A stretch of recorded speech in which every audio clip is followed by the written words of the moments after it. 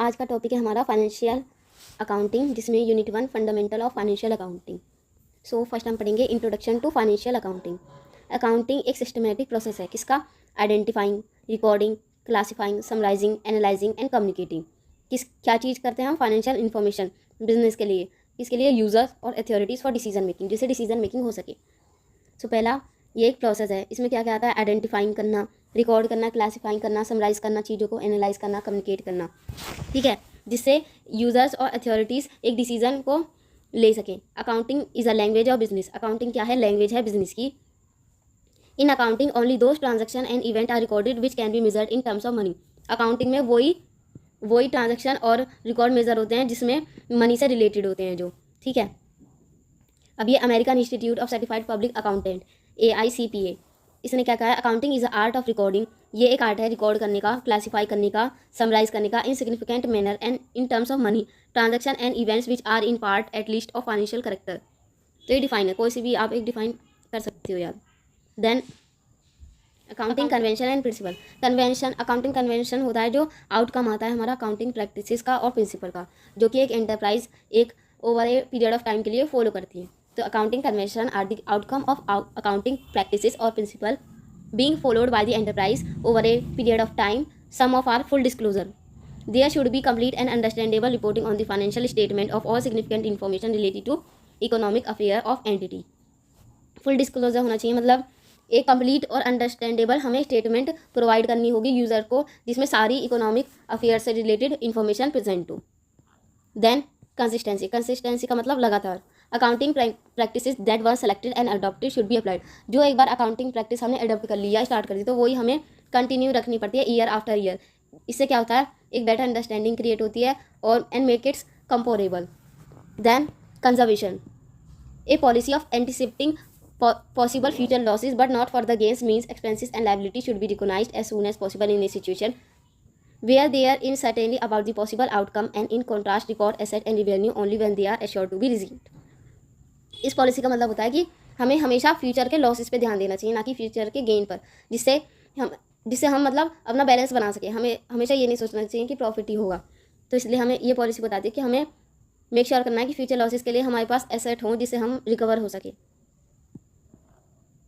Then materiality concept. All the material item should be reported properly in the financial statement. जो भी material item है वो financial statement में होना चाहिए। अब मटेरियल आइटम कौन सा कंसिडर्ड होगा?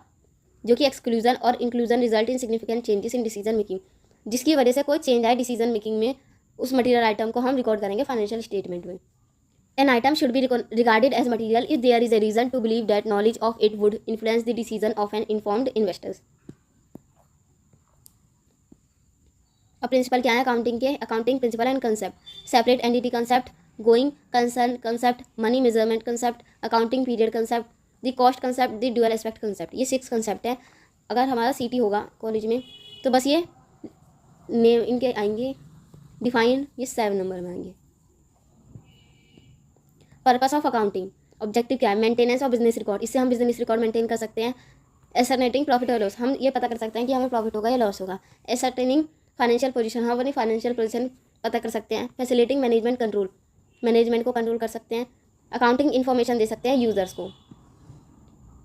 अब स्कोप क्या है अकाउंटिंग के? स्कोप ऑफ अकाउंटिंग, हम फाइनेंशियल अकाउंट पढ़ सकते हैं, managerial accounting, auditing, taxation, financial management. Then importance of accounting, पहला हम फाइनेंशियल इन्फॉर्मेशन ले सकते हैं बिजनेस के बारे में, हम असिस्टेंट टू मैनेजमेंट कर सकते हैं, रिप्लेस कर सकते हैं मेमोरीज को, फैसिलेट कर सकते हैं कॉम्पिटिटिव स्टडीज़, फैसिलेट कर सकते हैं settlement of tax liability, evidence दे सकते हैं कोर्ट में, फैसिलेट कर सकते हैं loan, helpful in partnership account. Limitation of accounting, accounting is not fully exact. जो अकाउंटिंग होती है वो बिल्कुल सही नहीं होती, मतलब does not indicate the desirable value selling of asset. कुछ इन्फॉर्मेशन अनरियलिस्टिक होती है, जो मतलब खुद से बनाई गई होती है, वो रियल नहीं होती। अफेक्टिव बाय विंडो ड्रेसिंग, मतलब मैनिपुलेशन भी हो जाता है अकाउंट्स में। Ignore the fact of price level changes, जो भी प्राइस लेवल चेंज हुए हैं उन्हें मेंशन नहीं करा जाता। Then users of accounting information, 2 हैं, एक इंटरनल एक्सटर्नल। इंटरनल में आ गया हमारा ओनर्स हो गए, मैनेजर्स। एक्सटर्नल में क्या आएगा? Banks of financial institution, investors, creditors, governments, employ and workers, researcher. अब हम बात करते हैं जनरली एक्सेप्टेड अकाउंटिंग प्रिंसिपल, मतलब गैप। प्रिंसिपल ऑफ रेगुलेटिंग, कुछ भी अगर हम अकाउंटेंसी कर रहे हैं तो हमें रेगुलर रहना बहुत जरूरी है। GAAP compliant accountant strictly adhere to establish rule and regulation, rules and regulation की रेगुलरिटी होनी चाहिए। Principle of consistency, consistent standard are applied throughout the financial reporting process, एक कंसिस्टेंट प्रोसेस ही अप्लाई होना चाहिए throughout the accounting process.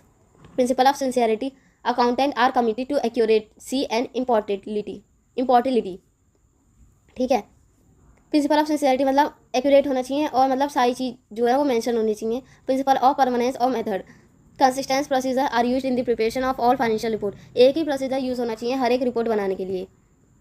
Principle of non compensation, all aspect of an organisation performance whether positive और negative are fully reported, जो भी aspect हैं organisation के positive हो या नेगेटिव वो फुली रिपोर्ट करे जाएंगे। Principle of productivity, reporting of revenue is divided by standard accounting period such as physical quarters और ईयर्स, मतलब अगर हमें कुछ चीज़ पे करनी है, लोन पे करना है तो उनका मतलब एक टाइम पीरियड होगा जरूर, जैसे फिजिकल में, क्वार्टर्स में और ईयर्स में।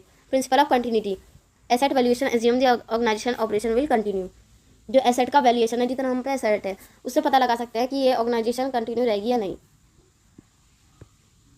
देन हम बात करते हैं अकाउंटिंग स्टैंडर्ड, इस set of guideline that is generally accepted accounting principal, ये एक सेट है गाइडलाइंस का जो कि जनरली एक्सेप्ट करते हैं अकाउंटिंग प्रिंसिपल, जो कि इशूड किसने करे हैं, accounting body of the country. क्या है accounting body? Institute of chartered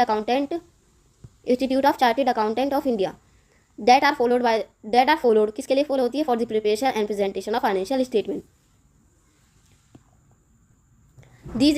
these accounting standard are, ये अकाउंटिंग स्टैंडर्ड्स हैं। डिस्क्लोजर ऑफ अकाउंटिंग पॉलिसीज, ये 1 से लेकर 22 तक है, नहीं 31। Then accounting equation, a statement of equality between asset and liability और a formula of accounting which shows the asset and liability as of film as equal.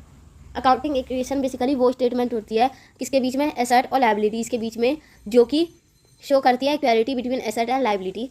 It is based on the dual concept, ये dual concept पे based होती है, जो कि हर business transaction के लिए 2 sided effect होते हैं, पहला जो कि एसेट पे होता है और दूसरा जो कि क्लेम होता है एसेट पे। तो we can express the same as asset is equal to equities is equal to total claim, asset is equal to liabilities plus capital. The accounting equation is the basis for double entry system of accounting. Then हम बात करते हैं asset, property और legal right owned by individual और business to which money value can be attach. Asset basically जो कि property होती है हमारी, जो हमारे फ्यूचर बेनिफिट देती है हमें, तो वो होते हैं एसेट, या फिर लीगल राइट किसी भी चीज़ पर, इंडिविजुअल पर या बिजनेस पर, जिससे मनी जो है वैल्यू अटैच हो। Asset of future economic benefit the right which are owned और कंट्रोल्ड बाय एन ऑर्गेनाइजेशन और इंडिविजुअल। ये किसने दिया डिफिनेशन, फिल्मी एंड मिलर। अब 2 टाइप के अकाउंट है, 2 टाइप के एसेट है, fixed asset, current asset. Asset which are kept for a short term with a purpose to convert them into cash और for sale, that good debtors bank balance cash bills. Current asset मतलब जो कि short period of time के लिए हमें benefit देते हैं। Fixed asset जो कि asset which are purchase for the purpose of operating the business and not for receive, मतलब जो कि एसेट हमें फिक्स्ड है, मतलब जो एसेट हमने बिजनेस सेटअप के लिए लिए गए हैं, ना कि रीसेल करने के लिए, तो उन एसेट को कहते हैं फिक्स्ड एसेट, जैसे building, machinery, furniture, land etcetera.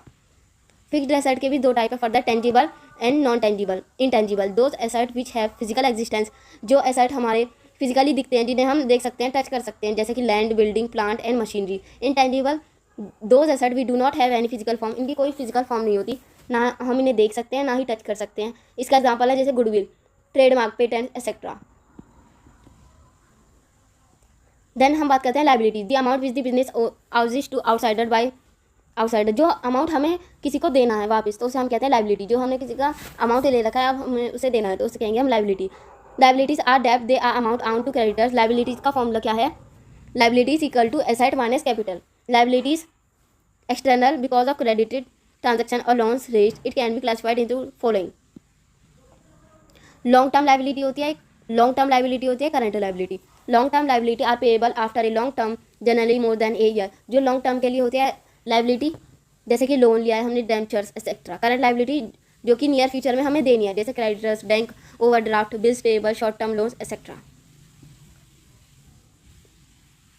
Expenses, the amount spent in order to produce and sell the good and services which generate the revenue. जो अमाउंट हम खर्च करते हैं अपने गुड और सर्विसेज के लिए, जिससे एक रेवेन्यू जनरेट हो।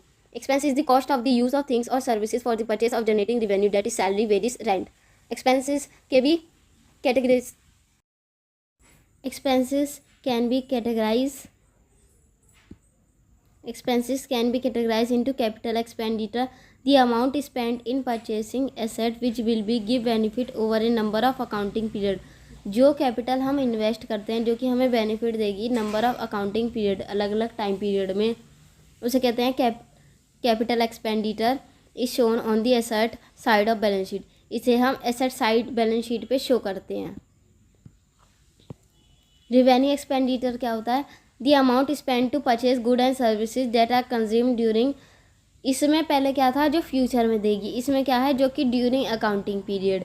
Revenue expenditure does not increase the earning capacity. ये अर्निंग कैपेसिटी को इंक्रीज नहीं करती, पर ये मेंटेन करती है earning capacity in the current year. ये इंक्रीज नहीं करती बल्कि ये मेंटेन करती है अर्निंग कैपेसिटी को. Is shown in the debit side of the profit loss account. ये डेबिट साइड, ये credit side, asset side sorry.